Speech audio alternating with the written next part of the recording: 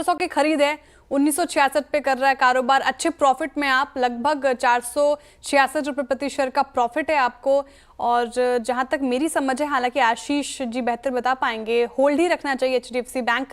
बताइए Ashish ji, HDFC bank hold है? जी श्रेया जी, जैसे कि आपने भी बताया कि एब्सोल्युटली होल्ड रखना चाहिए।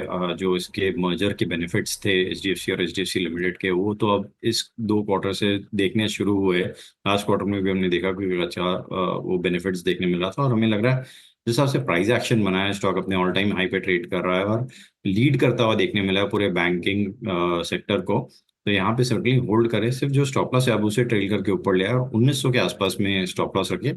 Stock already blue sky territory में, तो इसके ऊपर की कोई लेवल्स देना मुश्किल है, क्योंकि एक रेजिस्टेंस एरिया अब इसमें कुछ भी नहीं है। बट जिस हिसाब से प्लेस्ड है, हमें लग रहा है इसमें शायद 2100 और 2200 के शॉर्ट टर्म में टारगेट्स देखने मिल सकते हैं। तो सिंस इनका 5 इयर्स का व्यू है, तो उस पीरियड के लिए टारगेट देना मुश्किल है। अगर वही टाटा मोटर्स